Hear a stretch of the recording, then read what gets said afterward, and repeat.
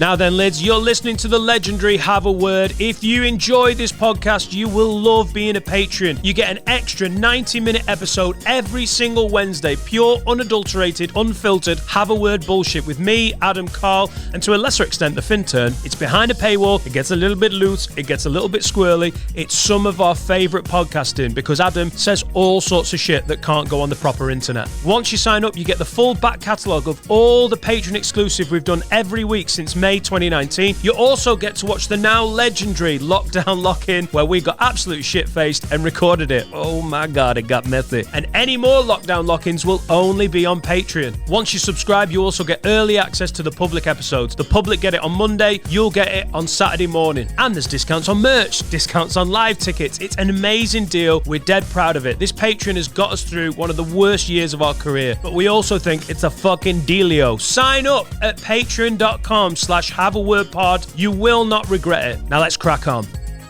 If you're good at something, never do it for free. Now, I'm getting the word nonce. Hey, I'm not doing it for Dan. I'm not doing it for Carl. I'm doing it for Finn. Every day. Who the fuck is that guy? Cha!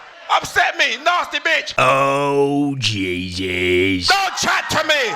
I can see fumes coming off your pum-pum look like petrol station. Shut up. Disgusting! Coming to you from the soon-to-be world-famous Have a Word Studios, hidden away in the scenic hills of sunny Runcorn, England. These are the funniest leads in the podcast game. Adam Rowe, Dan Nightingale, and Sensei Carl, with full HD video episodes on YouTube. It has to be Have a Word.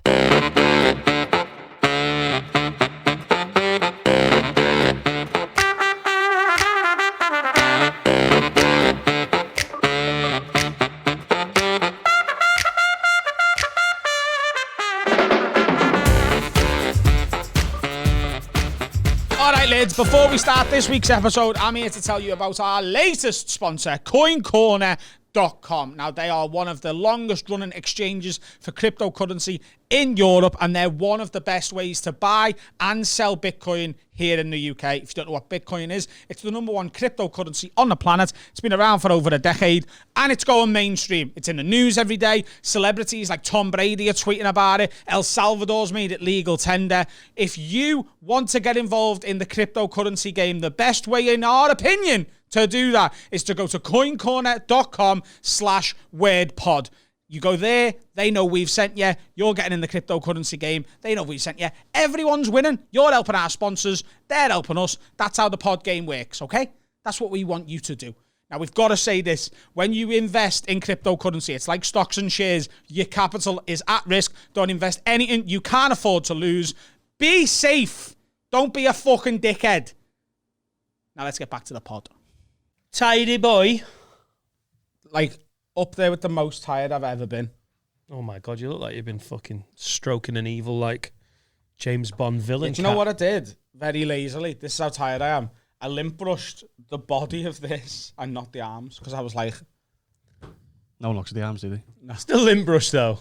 I'm exhausted. I'll just do my toes. Oh, no, because it looked like I'd been, like, fucking wrestling with a molten dog. Yeah. You know what I mean? Yeah. Yeah. Yeah. I've had a really great few days in Edinburgh, show-wise. Like, I had 3 great shows, and I've got the bones of a new tour show. It's exciting. Like, I've got, like, half an hour, maybe 40, that, you know, could become something, and 20 that needs to stay exclusive to the 3 audiences that have just seen it. Roughly when's tour New Year thinking? February onwards. That's a lot of time to get that. Yeah. We'll talk about something that happened at last night's show, but I stayed in the McDonald Hotel, which is a hotel chain. I've heard of it. And it's on Holyrood, so it's round the corner from the Pleasance. And when I'm in Edinburgh, priority for me is as close as possible to my venue, so I can just walk to it. A nice little chill 5-minute walk or whatever. Yeah. It was... So I booked it because it was a 4-star spa hotel, and it wasn't that expensive. So I was like, do you know what? It'll be the one time I've been in Edinburgh and can actually just relax. Have a nice hotel. Instead of getting like the Travel Lodge, which is actually slightly closer to the Pleasance. I was like, I'll do this. It's a 2-star hotel that got a 4-star rating a few years ago and has let its standard slip. The bed was so unbelievably uncomfortable. Like, really uncomfortable. Too soft, too hard. Like an ironing board with lumps in. And, like, I went down at one point and I was like, my bed's awful. Could I change rooms? Like, I just think it might just be this bed. And she went, no. And that was that. She said nothing else after that. She went, no. He's got his Scottish accent down. She was from... okay, the new. She's from different shows. You know, like gay people have gaydar, or some people just have gaydar. When like, I'm pretty sure, beep, beep, beep, that guy's gay. You can definitely spot a foreign. Yeah. But you're not good at pinpointing where they're from. Terrorist. I think I'm terrorist. She works at the Holyrood McDonald's Hotel. Hello, welcome to McDonald's. I don't know what an accent was. Sounds Estonian. Like Estonian dad. Yeah. Sounds Estonian. Estonian, but she's been other places Can't as well. think of any Estonian football. Like, this isn't her first stop. Estonian, but it's not her first rodeo. Yeah. Like She went, but I went, can I change rooms? And she went, no. And I was like, you need to elaborate on that, don't you? You can't just say no to a customer. And I went, sorry, what do you mean no? She goes, the hotel is full and everyone has checked in, so no. And I went, right, okay. And I just walked away back to my room with my shit bed, sort of laughing to myself. The aircon in the room didn't work. And the most important thing for me in a hotel room, without any shadow of a doubt, maybe the bed being comfy is a big one. The shower. I want a nice, decent shower. The shower in this hotel was like a Valium patient dribbling on me. It was just zonked up. Like, it was just terrible. And it was clearly attached to, like, the water system of the rest of the floor. You know, like when you're in the shower in yours and Laura flushes the toilet and it goes either hot or dead cold for a sec. Yeah. It kept doing that. So I was like, I'm in 307. Whoever's in fucking 314, every time they have a piss or a shit, it's changing. And there was a lot of people on my floor pissing, shitting, and doing something else with the water every time I got a shower. Right. Fucking awful. When for something to eat in the restaurant that it was in, they just didn't bring me to the things I ordered. And they were like, we forgot to write it down. And I was like, this is fucking insane. I love how they deal with customer service. Like, there's no water. I can't make water. It's not raining. Oh my God, where's my food? We ate it.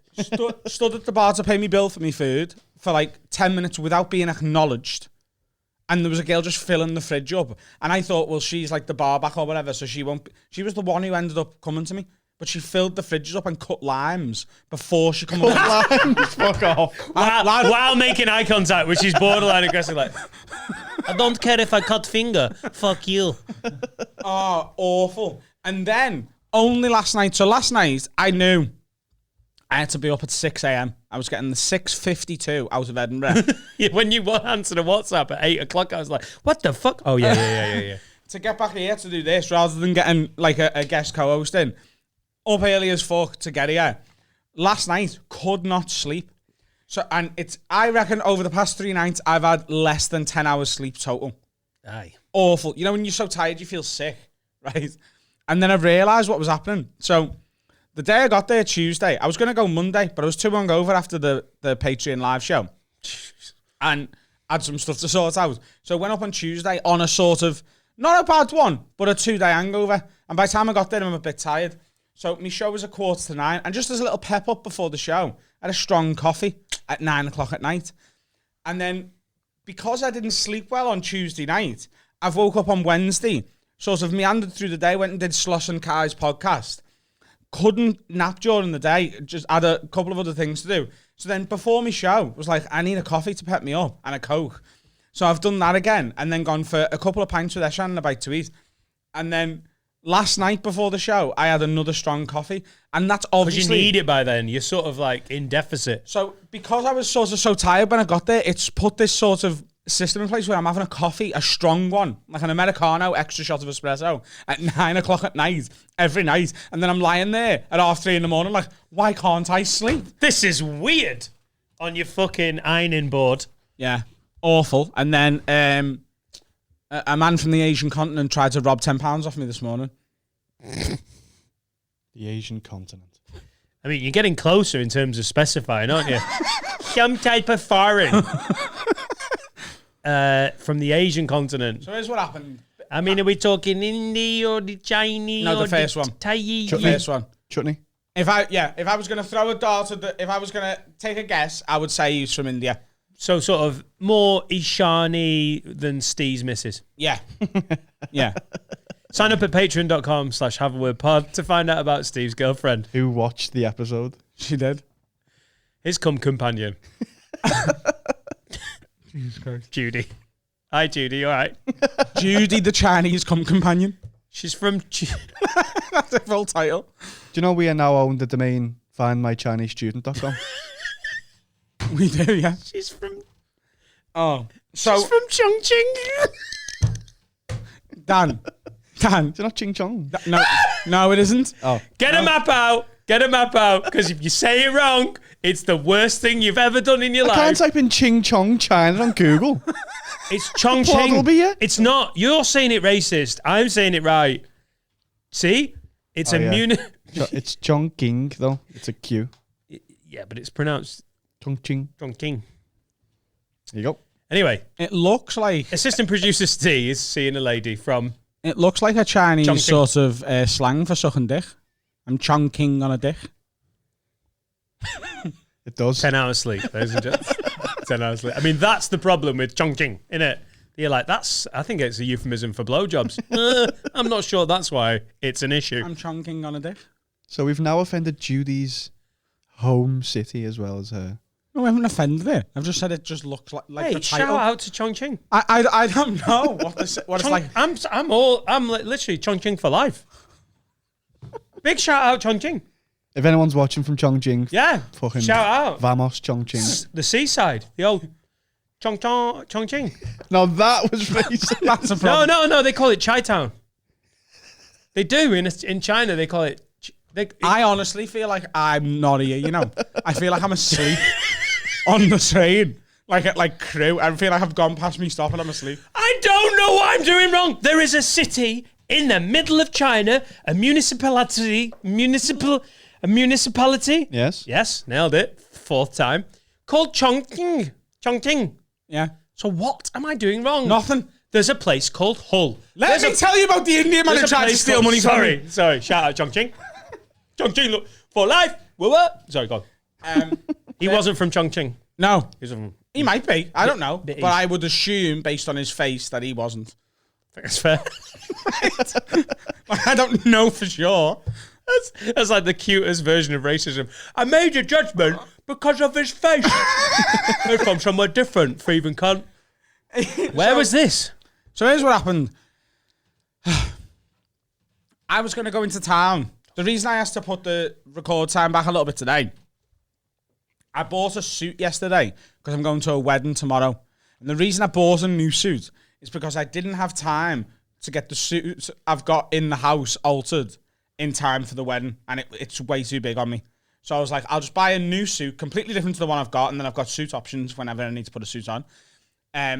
All makes sense. But it's a dark grey with like a check pattern suit. It's really nice. And a matching waistcoat. But the waistcoat is a little bit tight. Like, so if I had 8 pints in it, like I couldn't take my jacket off because I'd be bursting out the waistcoat. So I bought a replacement waistcoat, like an extra just black to go under it, which will match the belt, match the shoes, and it'll look nice. And it'll break the suit up a bit. Are you a anyway. day guest? What? Are you a day guest? I'm a night guest. Waistcoat on a night, yeah? You Yeah. fucking I'm pimp. not fucking turning up like some fucking punk. No, I feel it, lad. I'm all over it. Whose wedding? I know we're coming back to the robbery. So his name's Matt Costello, and he was me mate. Like we were. How do I know Matt Costello? Dunno. Have you talked about him on the pod? Are you thinking of But- Elvis Costello? Thinking of Elvis Costello. Very different Yeah, the people. famous crooner. Yeah. Crooner. He's not a crooner, is he? He's a musician. The he's a- famous crooner. Oh, he's a... Yeah, he's quite croonery. Yeah, he's a bit... Is he a bit jazzy? Yeah. Yeah. I always say... When I think of Elvis Costello, I think of Jules Holland. And I think of Bert Bacharach. It's that era of... No, Elvis Costello. What I don't know do you anything get about these me cunts. for? I think of Rigobert something. Yeah, I think of Rigobert Song. Have you not seen the scene in Engelbert Austin song. Powers when he sings with Yeah. Bert Bacharach? Love that scene. Right, cool. Yeah. Anyway, Shout out Chongqing. What? So we were best mates when we were in little school, and then we don't really talk that much anymore. Like every Night doing it. What? Yeah. Every sort of year or two, he's like, although we haven't really had a pint or whatever for a while, should we go and have a pint or he'll bring his missus to one of my shows and we have a drink afterwards. And Nice. we've always just kept in touch because when we went to year 7, he went to the Blue Coat School because he got in, and I went to Cardinal Heenan because I didn't. All right. He's a very clever lad. But it's his You wedding. said that like I was shit, Blue Coats Liverpool. Wow. What? player. Is it a good school? It's not amazing. It's just You have to pass an you have exam to to pass get an in. exam. Oh, Yeah. the 11 plus. Yeah. Do they wear blue coats? Yeah. It feels like you've got to, don't you? Yeah. Can't- Yeah. What you just, I know we're getting to the robbery. People want to know, and they're getting bugged by me interrupting. Shout out Chongqing. But what are you dropping? What are you the dropping? suit? Yeah. Just So- to reference Chrissy D on Are You Garbage. What Oh, you I thought dropping? you meant what have I paid on the suit. No, this suit, that's private. I want to know what you're giving. I'm going to put 100 quid in it. Oh, straight on it. I think that's fair for someone I think that's I think it's more than fair. yeah. Yeah. So I'm gonna put 100 quid in an envelope and give him Yeah. that. You have to be related to me by Thanks for blood describing how to gifts get work. 100 quid Yeah. or more. Really? Oh, no, well, not now, because everyone's like, fucking hell, you're doing all right, aren't you? At the fucking... He's already bought my Christmas present, you know. Yes, I do. He knows what it is. I think I know what it is, but Yeah. I'm not going to say. I'm not looking at you. No, hang on, wait there. No, No. no. I'm gonna tell Dan what I've told you, Okay. and he'll be able to back me up, right? We're and coming then back to the robbery, and then promise. I genuinely, you'll get no reaction out of me. I'm a fucking master bluffer, as we'll fucking prove in a minute. And as I proved last year, I smashed last year, and you had no idea what you were getting. You did? Right? So all I've told him is, Carl, and this is insane, and I would never normally do this, but it is what it is. I've told him it cost £800 and that it's something he'll get everyday use out of, but it's something that he wouldn't necessarily spend £800 on himself. Fair enough, innit? It's a conservatory. He's dropped. £800. He's It's fucking cheap, that looks. Yeah. Yeah, What- but I what don't do you- know. what do you I someone- think it's a neon lit sex swing. A neon lit sex swing. Yeah. Yeah. What, you're really open? Oh, you said you ain't going to give any reaction? You're What have you been talking to? What do you actually think it doing is? a jizz on a No, neon I don't lit want to say. fucking I don't wanna sex say. swing. I don't want to say. I don't want to put it out there. I want it to just exist. Oh I my just need to God. think it. I can't imagine a worse sex swing. Every time you light it up, there's every stain you've ever left there. Like, oh my It's a blue light as God. well. That's the neon. Blue light. Yeah, but then you could do like memory lane with your missus then, couldn't you? Like, remember, Do you remember that come? I was in June when it got in your ear. Yeah. Remember this one when it bounced off your forehead? Look at that on the wall. That's This is the one that dribbled out your ass on your birthday. that's Munch Punch. Now I need to spend £800 on you, and I don't want to spend £800. Yeah, but you've Right. got to. And that's why. That's why I did it. But you What a earn more than me. cunt trick to be like, lad, best present ever. I've spent 800. No. Just saying. No, but here's the thing, and this is true, and you've got to back me up on this. on. So last year, we went shopping together, and then we said, right, let's, for the first time ever, do proper Christmas presents for each other. I had right? bigger plans, and COVID fucked it as well. That's why my present wasn't the best. Well, it was, No. I think your present last year was great. but I had bigger plans. Yeah, that's fine. But we agreed last year on a 200 quid rough budget / limit. And I went slightly over it in the end because I found something that he really wanted, and I was like, I'm not going to knock enemy. But we agreed 200 quid. But we also agreed that this year's present would be, the price limit would be proportional to the growth of this show. And by Christmas, this will easily be 4 times bigger than it was last year. We had 2,000 Patreons at Christmas last year. This will be closing in on 8 in December. Jesus Christ. Yeah. And that's why, if you're getting married, I have to give you more than 100. Because everyone's like, fuck, I'm doing well, lad. Yeah, okay. Also, there is one thing about saying, this is how much I spent, so that you don't get him like a fucking Kettle. a cafetiere or something. And he's like, We oh, both went well, for hot drink based yeah. banter there. You don't want a kettle. What? You don't want a kettle. I'd love a kettle. He's saying it like he's already bought a kettle. he's saying it like he's already bought one and he feels bad. That's the kind of banter you get on the Have a Word podcast. Chongqing for life. Neon lit kettle it is.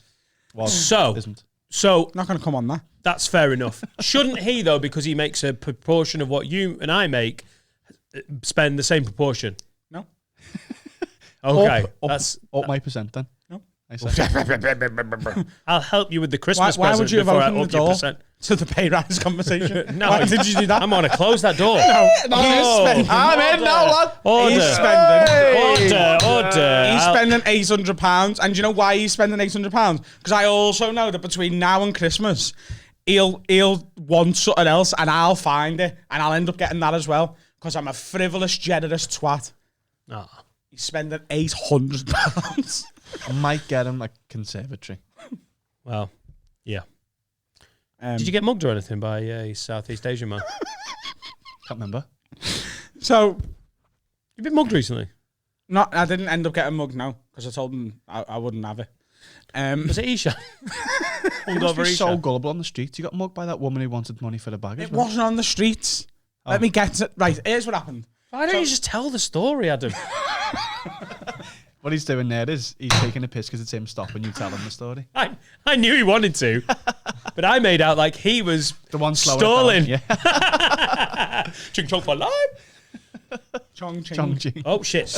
Keep saying it right so that we're on the right side of it. End of my career. I'd like to. Chong chong.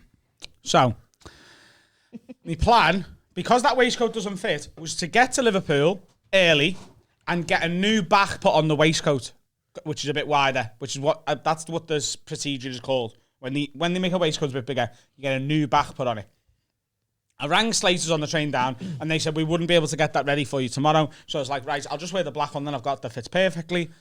So I was getting the train from Edinburgh to Liverpool, which is you get the London Euston train from Edinburgh, you change at Wigan, and you get the train, which takes about 50 minutes from Wigan to Liverpool Lime Street, and then it would have been a 20-minute taxi from Liverpool Lime Street to my house, which is about 15 quid. And I thought, fuck that. I'll just get a taxi to my house from Wigan, which will be like 25-ish quid. So in my head, I'd gone, to save an hour, and remember, I've been exhausted and I just wanted enough time. I was going to drive here and nap there and wait for you. But when I got in, my bedroom was like really cool. So I was like, I'll nap here for an hour and then I'll go to work. So in my head, I was like, I'm paying 13 quid here so that I can nap for an hour, which was so worth it at the time, right? So I get to Wigan, I've pre-booked a taxi, and I asked them for a quote. Now, it wasn't 25, they wanted 30. So I was like, right, sound. That's only an extra £5 in my head. I can live with that. That is only an extra £5 illegally as well. So yeah. So got the taxi. Checks out. And on the way, I noticed that my man, who, by the way, and I'm not saying this in a derogatory way, he couldn't understand the word I was saying, but he was determined to have a conversation. And I don't want a conversation with taxi drivers anyway. Never mind the one who's like, where have you been? And I'm not going to do his accent.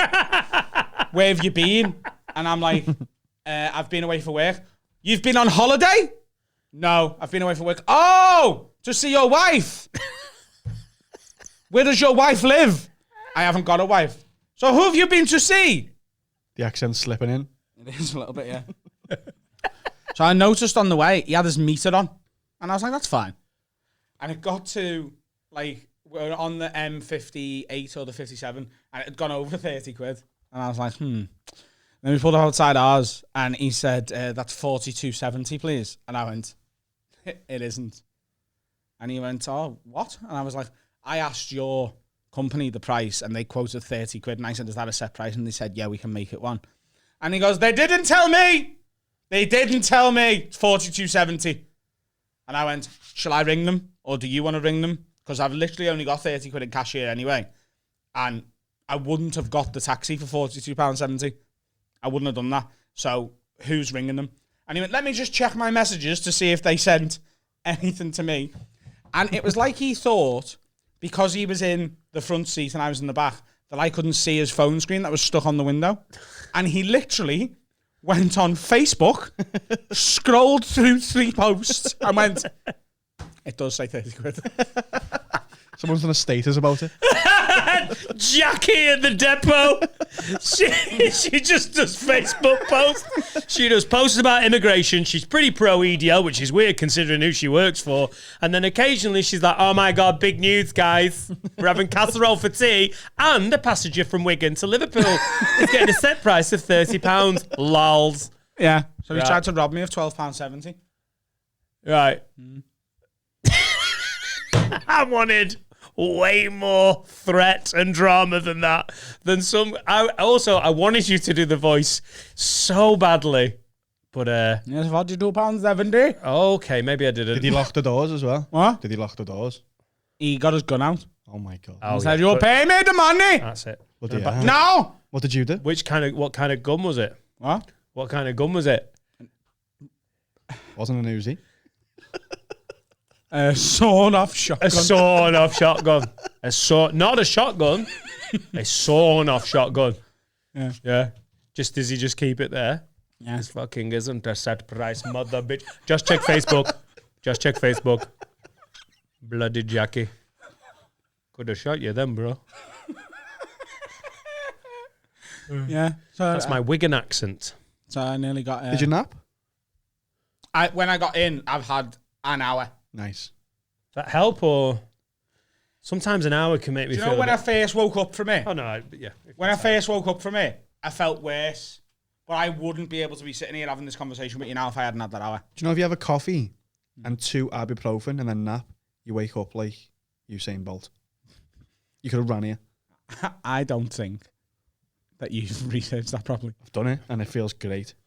I don't think my kidney and liver What's are the ibuprofen dealing with with? Sunday night properly yet. I don't think I could do that You to wake up with a myself. little bit of a hazy headache, don't you, after the short nap? Sometimes. It stops that. All right. And you've got the coffee already working, you're fucking ready to go in it today, mate. Give it a go. Everyone comes back from Edinburgh with a bit of a hangover. Not. I know you've not been boozing loads, but like there is a sort of emotional tiredness. Like you go out for the month when you're starting out and you're staying on someone's couch. You've got some shitty flat that you're sharing with other comics who keep banging through the door, and then you go drinking. So tempting to drink, and then it's an up and down month. The first time I did it was Big Value. The next year was with Josie Long doing a half and half. I came back from both those fringes absolutely wiped out. And then you do as an older comic. The stakes are higher. You've spent more on the show. You've tried harder. You're getting bigger reviews. You've got agents coming in. You've got TV people coming in to see it. And then the last time I did it with my family, and that was knackering. I haven't ever come away from a fringe not feeling fucked, like a bit wiped out. And you've managed to do that in not the 3 month, days. in the 3 days. I'll just go up there. It's like being a comedian in Edinburgh at the fringe. It doesn't matter if you go up for 3 hours, you still come back feeling a bit wiped out. Just the sleeping pattern thing. Isn't And it- also, you walk everywhere in Edinburgh, and it's almost like Edinburgh hack. Everything is uphill. And you go somewhere in uphill, and on the way back, you have to somehow, for some reason, also go up a hill.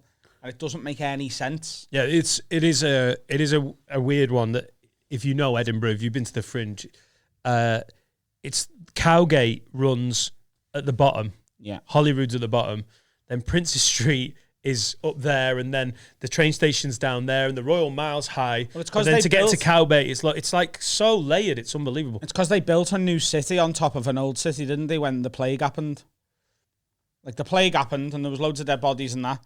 And they were like, instead of clearing this up, we'll just build a new city on top of it. What? It's true. That's actually what happened. No, the new town we're talking about. Yeah. Are you talking about the new town? Yeah. No, the new town's just across the way, isn't it? Yeah, but it's built, like, the reason there's loads of, like, caves and stuff. No, that's the old town. Yeah. The new town's... Yeah, but the old town where the used to stand be is. even lower. What? Edinburgh is a city built on top of a city. Are you kidding? No, Was there a castle underneath the castle? I don't know. I don't know how old the castle is. Oh, the castle's high, isn't it? It is. Sometimes when we talk about actual stuff, like it's so hard to know who's intelligent and who's a moron and who's right and who's wrong, because just Carl is one of the more intelligent people I know. And when he goes, the castle is high. Castle is high in the sky on a rock and then down into town. I thought you were getting very confused because the new town is across from the train Yeah. station. Yeah. That was all built when the old town became just overrun and infested. And like where the train station is was like a fucking cesspit, wasn't it? It was like a bog and everything. It was totally horrific. And they built that town. But what you're telling me now is that they've built a town on top of the old town. I'm going to tell you the truth here, Dan. I mean, the castle's high. We know that. The thing I just told you, Yeah. someone told me that a long time ago. And you've run with it. And I didn't question it. Do you know Liverpool? Yeah. It's built on rock and roll. Why did I actually wait for a proper answer? I went, yeah? No. We built this city on Yeah. rock and roll. Yeah. What? It's one of my favourite Beatles songs. We built this city. It's great. Love it. And Lennon and McCartney, guys. We when we listen to music in the club, Nearly said lemon. went to Pogues the other day and we were making footy songs to songs that come on. And I made a song for that. No, Carlton Cole. Yeah. Where did Carlton Cole from? You'll see now. If he signed for Man City, his song would be, he plays for City, he's Carlton Cole. Yeah. Great. It's like my old flatmate Andy when he did the Gabriel Bonglahor hang one. on. Ooh, chakalaka, ooh. Give him the ball. He's bound to score. Everybody loves Bonglahor. Chakalaka, ooh. Can I Brilliant. just tell you what's unbelievably fantastic, though? What? I brought that Edinburgh thing up, and Carl, at some point during me saying Edinburgh's built on top of Edinburgh, he was like, hang on. This is the time to bring up my Carlton Cole thing out of it. I'm just going to put it on the back burner. Where were you? Pogues. In Pogues. Pogue Mahones. Yeah. Lovely little Irish bar, obviously. Yeah. Has anybody ever smashed Edinburgh once and then never gone back and just like smashed it? American comics. No, I mean, as in like without any previous hype about them. Oh, and what? And never gone back? Because they've just smashed it that good that they've just made Oh, it. I don't know about that. You'd have to know. You'd have to really get in the ins and outs of like the history of. But I know people have turned up at the Fringe, been a relative unknown, and fucking stormed it. And the American comics come over in a like Hannibal Buress was there last time, like 2012, 2013, in and around when I did those 3 shows on the bounce. Michelle Wolf did it a few Yeah. years ago, and she got nominated for Best Newcomer. She did Live at the Apollo and then went back to America and has become a huge success. Do you remember when Eddie Pepitone was at the Fringe? Yeah, And he 2014. just like legendary, like all the comics were talking about it. And in New York comedy, Eddie Pepitone's very well known and famous. No one knew him over here. And did he do the It's a Scream pub right near the middle of the, what's it called? Near the church, right in the centre of, just off the Royal Mile. Daryl's got it as a venue and it's downstairs in that pub and it's... Oh, I'm not sure. Oh, The Tron. the Tron. I think he did the Tron, and everyone was like, mate, he gets out of the crowd and heckles himself. And it was that was one of those ones where comics were talking about it. So that's a weird set of circumstances because like it's usually New York comics, probably some LA comics as well, do stuff like the Fringe, but as a sort of like, they've built up a bit of a reputation, they've got a bit of buzz around them, and then you might never ever see them again. Yeah. But once you can sell tickets in Edinburgh, I imagine it's pretty tempting to come back and try and keep doing it. Because I know we've slagged it off, but because you've been there, I've been thinking about the Fringe. And sometimes when we get annoyed about it, it's more of the expense and the bullshit. And like it, genuinely, you come back a bit like, oh, and then the first gig you do is weird because you've just had a month of everyone being like, oh, that was nice, that was lovely. And then all of a sudden, I'd be at Baby Blue on a Friday night going, these are fucking morons. Like it really feels like a gear shift. But there's been times on stage at the Fringe where I've had the nicest time with the soundest crowd, just enjoying myself, like really like expanding on bits of material and having fun. Like it is a lot of fun when you're enjoying the shows. It's great, isn't it? Well, yeah. So I've just done 3 nights. The second night was probably my favourite show I've ever had in Edinburgh. Not the best one, my favourite. Because, so first of all, it was very strange to turn up and have 3 150-seat work in progress shows sold out in advance. You just know, you don't need to fly, you don't need to do any tweets to get people in. Just turn up and do your show. And I went on with a notebook every night, just had like bullet points of stuff I wanted to flesh out. And the crowds were so, they got it. They were like, yeah, this isn't finished. And how could it possibly be? You have some lids in? Yeah. That is something we need to talk about. So, very grateful. Tuesday's crowd, great. Wednesday's crowd, like I say, probably my favourite crowd I've ever performed in front of up there. They wanted me to push it further and further and further to the point where I could literally just bring up an idea that was obviously going to be naughty and go one way or another.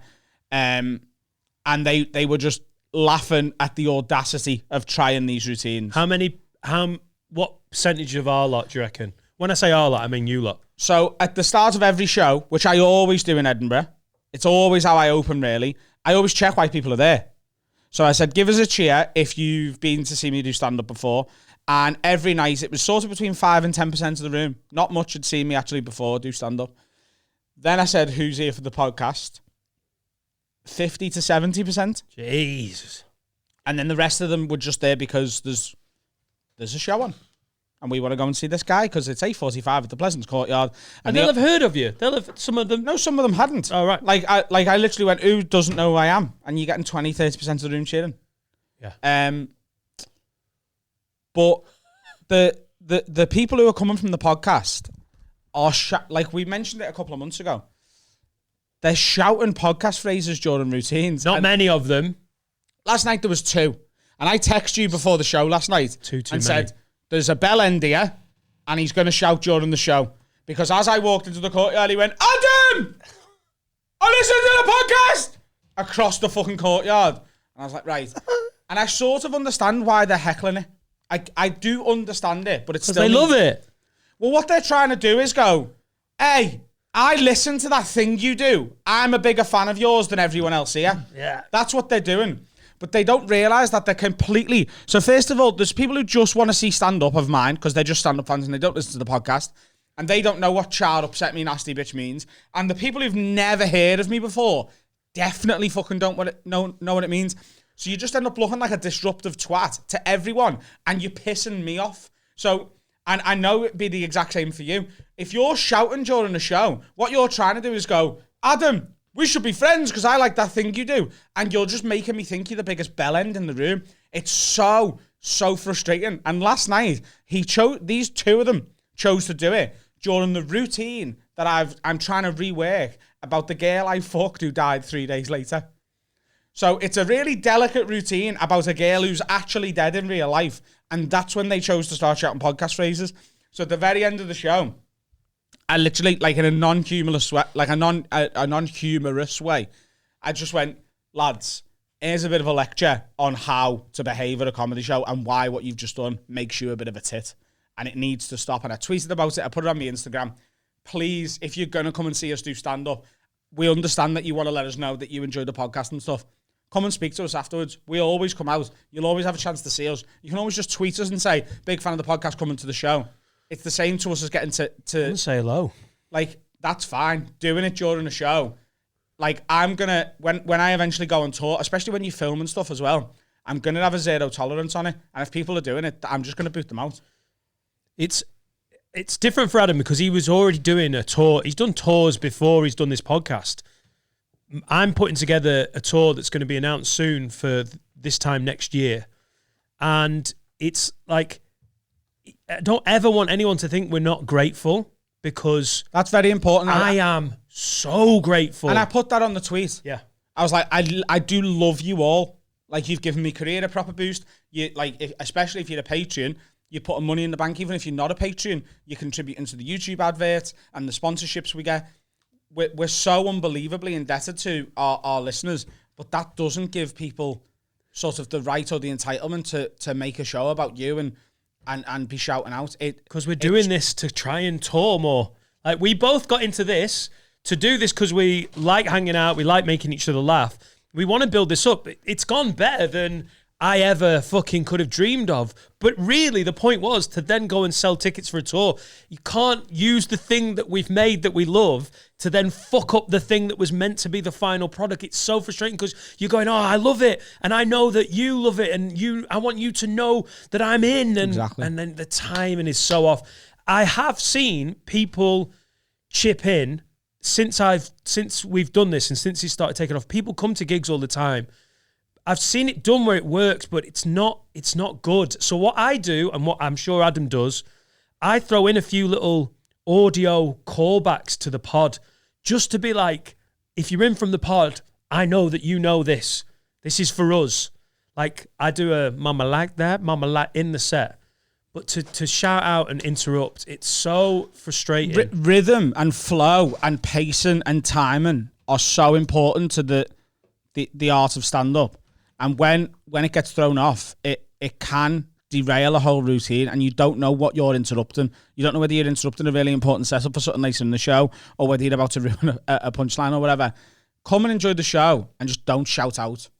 It just makes you look a bellend. It'll take some beating to beat the girl in Nottingham last year, who I understand she was having a rough night. I hope she still watches. She does. Because I was a bit off with her that night because I was annoyed because it got so bad with her. She was steaming, and that's fine. I've been drunk at comedy shows before. But at the point where she stopped me dead on the build-up to a joke to go, Son's having a baby, I should have a round of applause for him. And I was like, oh my God.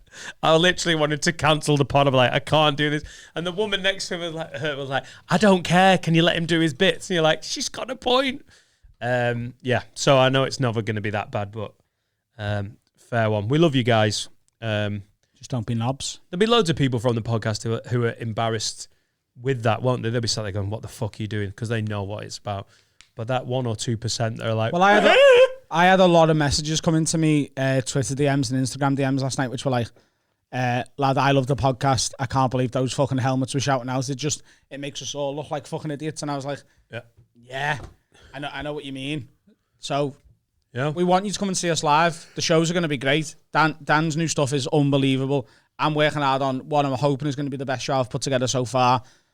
Just come and watch it. You'll enjoy it more if you let it be what it's meant to be. Can't wait. I'm gonna be doing some massive dates on the tour. We're gonna be playing Donny Dome, Rill. I've got one date in China, in Chongqing. Yeah. You doing Chongqing? Yeah, I'm doing the. How many? How many is it I'm for? doing the Chongqing Echo. What's the capacity? We've not brokered the deal yet, but it's gonna sell pretty well. A couple of 100,000. Maybe, yeah. The Echo Arena in Chongqing. Yeah. Do you know what we've been asked a lot this week? Just on the subject of capacity. So we've just done 1,000-seater venue in Liverpool, essentially, right? I think we did a 700-seater venue and put 1,000 people in it. Yeah. And then Sweat much? Oh my God. it was a Patreon-only show that, we could have sold 2 or 3 times over on a Sunday in the middle of a pandemic. And we've worked out we would, if every Patreon bought a +1, we'd currently need 11,400 seats, right? And that's without the people who would come to the live shows who just listen to the public ones. So people have been asking, what's next and what's the goal? What's the dream? Now, I'm telling you right now, I want us to do a live show and put a stage on the centre circle of Anfield. Can it be neutral? What? Can it be neutral ground? The Bernabeu? Madrid? Yeah. No. Because it's got to be in Liverpool and it's not going to be Goodison. Great option. Why is it not going Great to be second Goodison? option. Because we can't crowd surf for Goodison, it'll fall down. I think it should be. Has it got enough plugs, Goodison, to get Probably all the audio not, no. equipment? Probably not, no. It's got one by the other goal. That's it. You just plug the big screen in. It's just a big Lads, You have to Samsung telly. unplug it. Lads, are you done with your charger? I need to...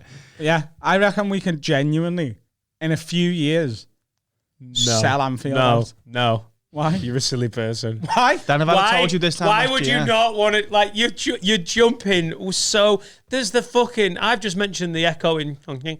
What about the Echo? Yeah, that's on the way to Anfield. Oh, that's on the way to Anfield. We'll do like tour warm-up. We'll do the tour warm up at the arena. Yeah. We'll do In the British the summer. Hawthorns. The Hawthorns? Yeah. West Bromwich In West Bromwich Albion? Yeah. Right. Why West Bromwich? It's just on the way, innit? Yeah, on the way. Yeah. On the way. Yeah. Lose a lot of Have a Wolverhampton word fans. stadium tour. We'll do Anfield, What? the Hawthorns, What? Goodison. Got to do Goodison for me. St Mary's. What? What do you mean? What, we doubling it up in one night? Yeah. Liverpool, Anfield and Goodison. Kane Brown opens Goodison and closes Anfield. And then the Bernabeu. Or the Maracanã, actually. Yeah. It's We're really big in South America. Fucking silly people. Do you not think it's possible? It's possible if things go so well for you and you don't get shot by an Asian taxi driver that you could get big enough that your like homecoming suck my dick gig could be at Anfield because you're mental In and the round. you want it in the round. In the fucking rain. On the pitch as well. How many We'll do be you on the reckon- pitch. Yeah, but as well as the stands. Yeah. How many do you reckon that'd be? 60? About 75,000. 75? You too. Adam Rose, you can suck my dick stadium tour. That's what it'd be called, us two. He wouldn't have the dates. He wouldn't have the dates of the tour. He does all the people that he hates. Suck my dick. You know who you are. Anfield dick. No, we just Secret Sunday it, not tell anyone where it is or when. And then just on the day, out in Anfield. There's Secret Sundays in Anfield. The thing is, we're joking, but Adam's like, it's good though. What happened? I just need 18 months. I genuinely think that a podcast live show in 5 years' time, 2026, could sell out Anfield. And look at my face. This isn't bullshit bell time. I'm not messing. Well, all our listeners with a +1 is 100,000. Right. And that's now. Yeah. Yeah. Do you know, after Sunday, what I was thinking, I was like, we need more people here. We need more people. You know, when I was crowd surfing on Lids, I was like, you know what this gig needs? More punters.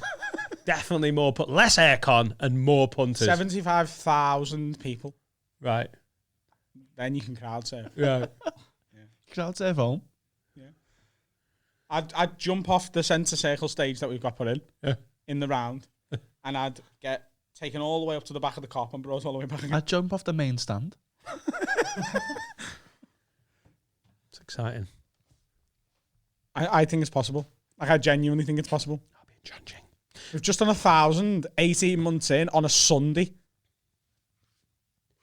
Imagine if it was like a Saturday night in October. Oh, yeah, that's it. We just did 1,000 on a Sunday. That's a Sunday. Give it a Saturday. We'll do 56,000. No, but we could probably do, I reckon we could probably do 2,000 to 3,000 on a Saturday now in Liverpool. Right. With enough build up to Right. it. So Yeah. we only bring need your to, binoculars. we only need to grow Couldn't get the by like binoculars out. 4,000% in 5 years. Right. Challenge on. I'll stop making the chong ching junk. Right. Let's have a break. What's happening, guys? Ooh, look at your outfit. Shocking. You look horrible in that. That's a shit t-shirt, jumper, dress thing, whatever that is you've got on. What you need, lad, is a fucking t-shirt or a hoodie from haveawordpod.com. You want some official Have a Word merch? Go to haveawordpod.com and get some then, instead of wearing that fucking shite you've got on. It's horrible. You look a joke. Don't be leaving the house like that. You want a hoodie that says rat? That's what you need, lad. Go and get it. haveawordpod.com. So, a lot of messages because the comedy industry lost a great this week, didn't it? Absolutely. Mr. Sean Locke is gone. Not only What a kicker that was. Yeah. do you know what was weird? So I messaged Sam and was like, "Oh, Sean Locke's dad." And she was like, "Oh my god, he's younger than me dad." And I was like, "Well, he's younger than my dad, but he's also a comic who's died before he's 60." And even as a 29-year-old, it makes you go, "Ugh." He's one of us. Yeah. If like for like an hour, I was like, wow, that's fucking awful. And I sort of forgot how much I loved his work, you know. I think everyone did. I think as a nation, we all went, oh, God. How many clips have you watched since he died?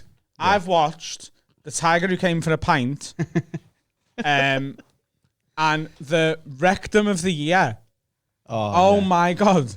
I beat Fern Cotton. Maradona.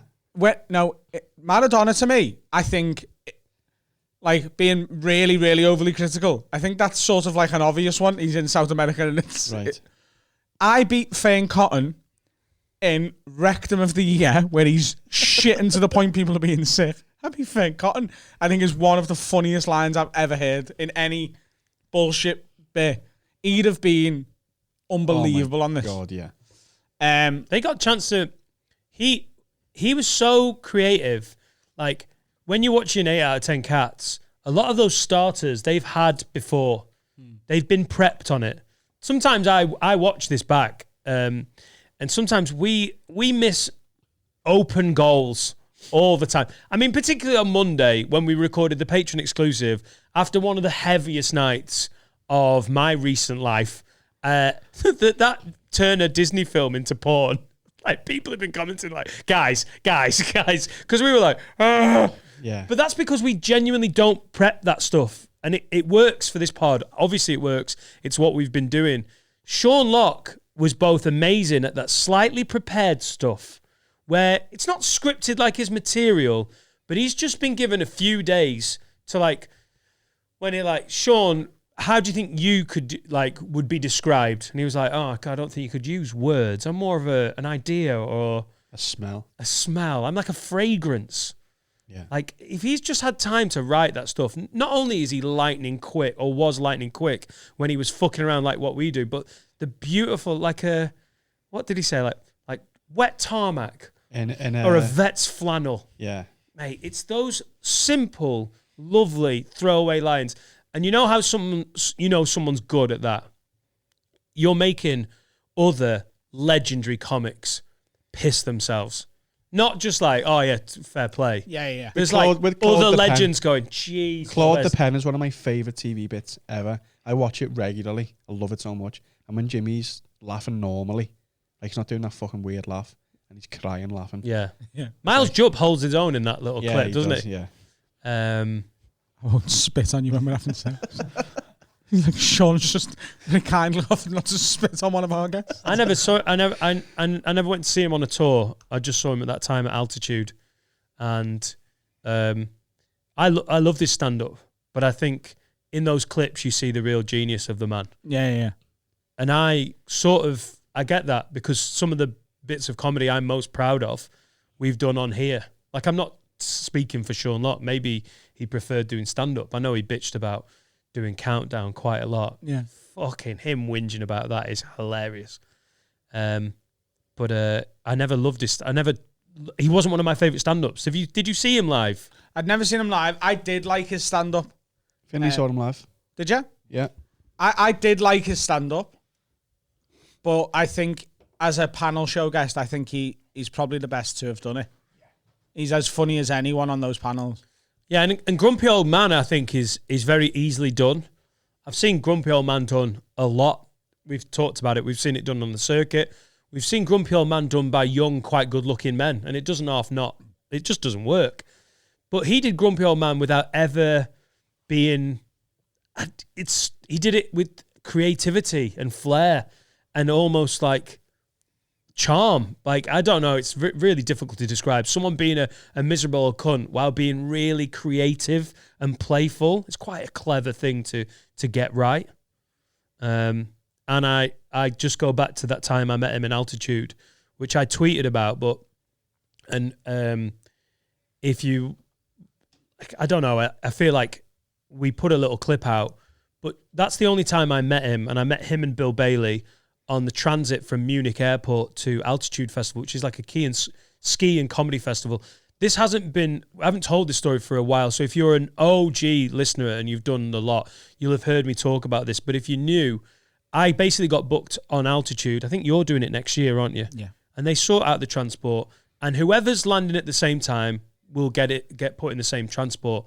I got told that I'd be with two other comics in a minivan. And then the day before got told that one of those comics will be Bill Bailey.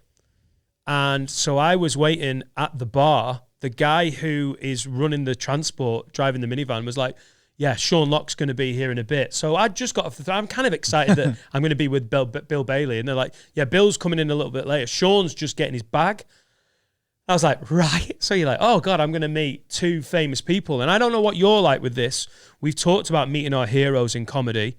Not that these are two of my out and out, like we've done the Mount Rushmore of comedy and everything.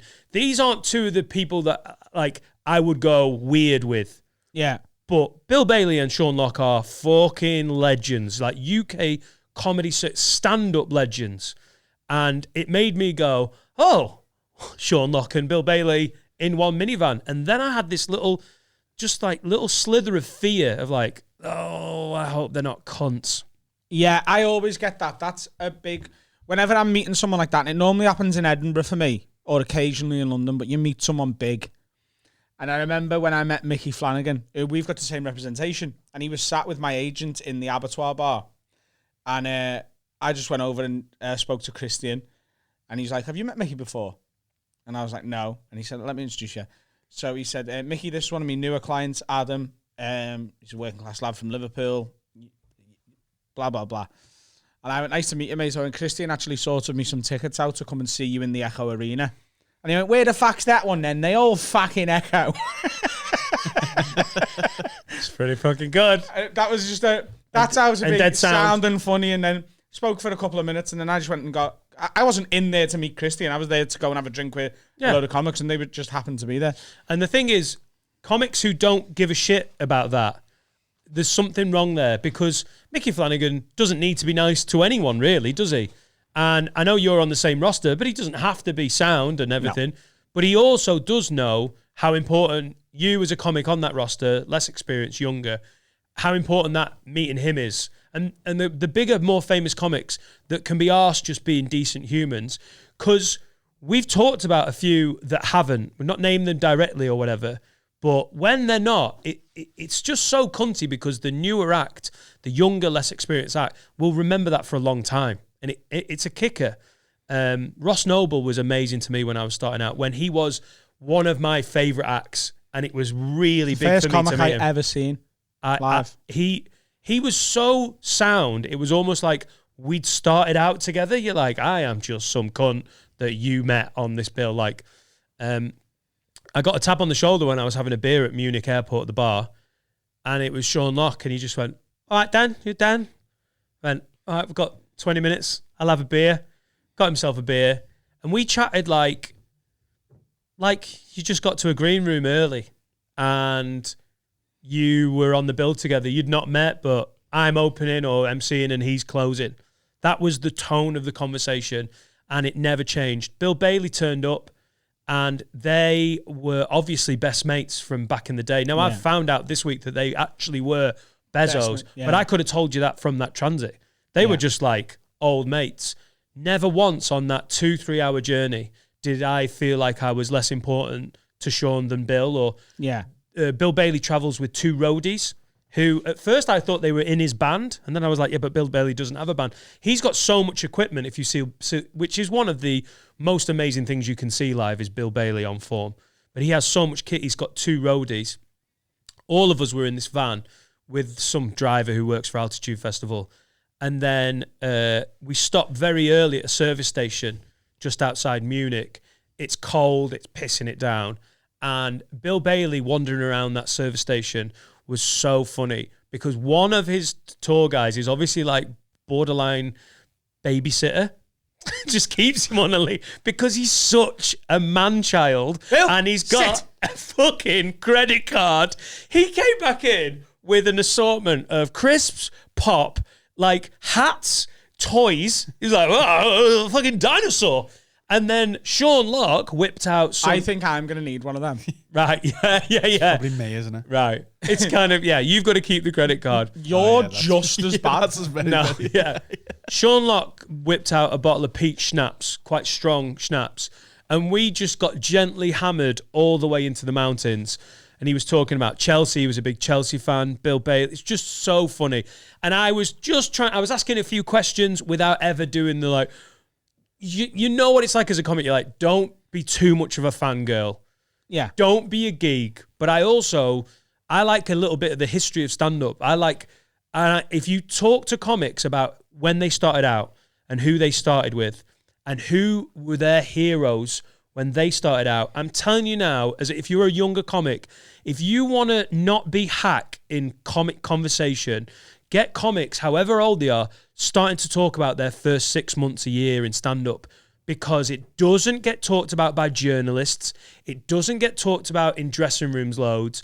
But comics love remembering the fucking morons that they first did open spots with and the people who they looked up to who have now been forgotten. So that's what I asked Sean about. And I said in the tweet, you can judge a lot. We've said it many a time on here. You can judge a lot by how comics treat younger comics.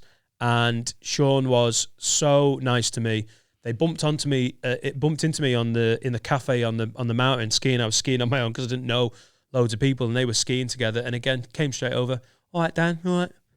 Fucking sat and had some fucking chips with me, and like I don't know the guy, and I've seen him work. Obviously, like we've all done with the clips and everything. But I really mean that. Like in terms of the kind of bloke he was, that was so sound, that whole journey. And I think the outpouring of love this week has not just been from his fans. It's been from the people who knew him and had worked with him. And I really did, like, I got a little bit emotional when he died, just because I've lost people to cancer, and Laura's dad is suffering, and it's not good. And we are sort of in the middle of that, and it causes a lot of strain on my wife and everything. But also I just thought of, like, it made me think about starting out and all your really close mates in stand-up.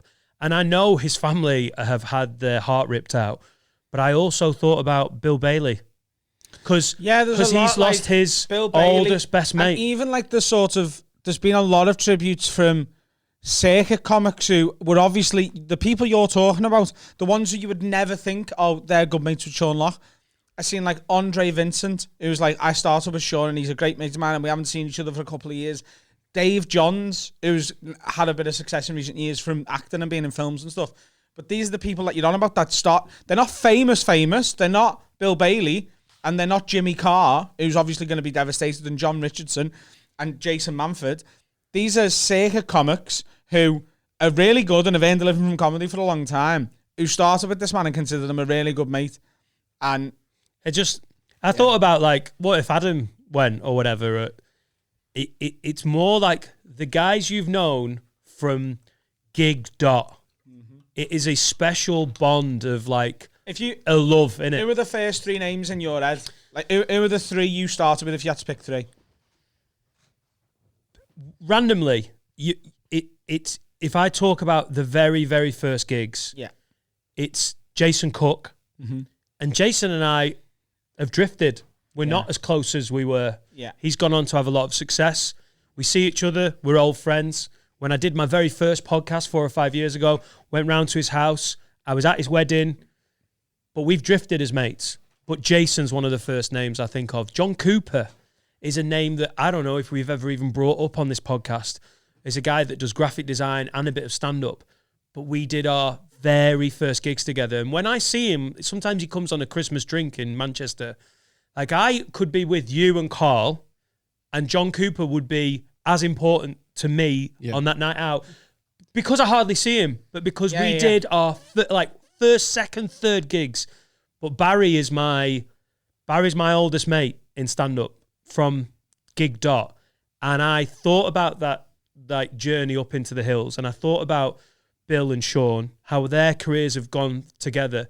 And I choked up and had to ring Barry because I was like, course, families, wives, children, their whole world's been just decimated. But I was like, you sort of don't think about that. Oh, but not the Bezos from school, not your family and friends that you know from, like, I'm talking about your old band of brothers who you started with. And I had to ring Barry and I got a bit choked and I wasn't going to tweet that. And Barry was like, tweet it, mate, because you've met him and it's a thing. And, like, I don't know, you work with people, like me and Adam have worked intensively for 2 years. There'll be a time that we look back on this and be like this, given enough time, we will romanticize this few years of our life. And those guys that you've talked about them. Like Rob Thomas is the most annoying cunt online in the world. He's actually a bit of a teddy bear, and he was there on Sunday. Freddie's fucking Freddie, isn't he? But he was there on Sunday to not just sharing our success, but yours. And those guys are especially important. Oh, they're really good mates. Like, Rob started a few months after me, and Freddie, I wasn't really good mates with until a few years ago. The three I believe the lads I started with, the three names that my brain goes to is Brennan Reese, Pete Otway, and Lewis Calvert. I knew you were going to say Lewis Calvert. And Lewis came over Tony, yeah. What? Lewis over Tony. Yeah, because Tony started about a year after us. Oh, did he? Yeah. My first few gigs, even out of town, were with Lewis. We used to get the train together. We'd share lifts together. Like, my second ever gig was at Beat the Frog Preston, and me and Pete Otway joint won it. and Lewis was at the gig.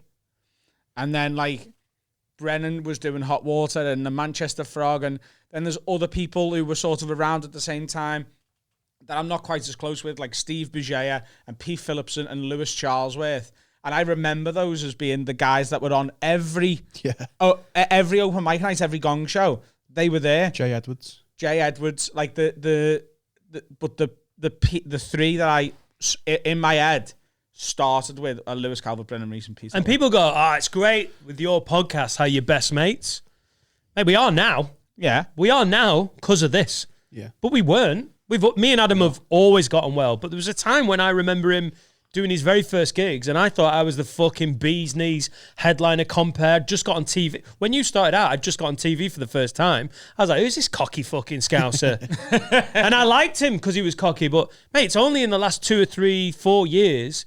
And the weird thing is, without sounding like an arsehole, you can never totally be Bezos. Maybe there's a few exceptions, unless you totally respect someone. If you see each other as a peer. You've got to, and that only happened for me 3 or 4 years ago. I've been a fan of what Adam does for a long time, but we're not best mates like that. We are now, but the people you started out with, it's such a strong, it's almost like a comedy sibling bond. And if I lost Barry, you wouldn't be seeing me for an episode. Like I'd lost a brother. And I know, like, for those names, like, yeah, it's Brennan's been on, but it runs really deep. And my heart went out to all the people that have lost Sean. But the people that weren't getting mentioned are, like, the guys who will just be heartbroken because they've lost one of their fucking boys. Anyway, we were trying to sort of think of a way to sort of pay some sort of tribute to Sean. And we've ended up doing it anyway. But one of his most infamous clips is the carrot in the box. So I asked Carl today to bring 2 boxes and a carrot, and he couldn't find a carrot, so he's brought a courgette. So the idea of the game... But we've not nicked it. It's a different game, isn't it? It's courgette in a box, isn't it? Yeah. See you in court. You got 2 boxes, though, mate. Yes. That'd been great if they were 2 bags. We're not playing a carrot in a box. We're playing courgette in a bag.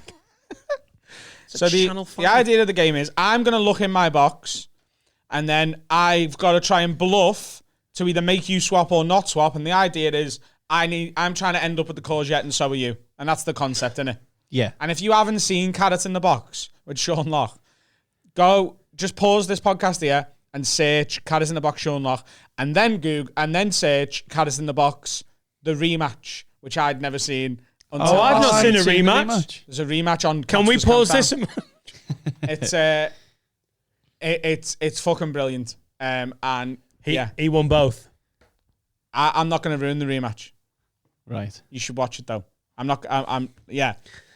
won the first one, and it's phenomenal. There's certain things I love about working with Adam, and there's so many attributes running a business with him that so help me, because I'm like a bit like I can be a bit, and then there's other times where I try and be diplomatic. Like, there are other times when I'm like, I do not trust that I can fucking get one over on you here. Like, this is not an easy one, because he is such a phenomenal bullshitter. As we've seen, we have to have this in the room because of the amount of bullshit. It became a game to go, is it real, is it not? I'm going into this as the underdog. Is that fair to say? Yeah. Yeah. Can you look the other way while he looks in his box, please, Dan? Right. So the slide. Don't make any sounds as well. Don't be like. Well, they're slidey boxes, okay? They're not. What? You have to slide the box off. Like I don't know my way around a Yeezy box.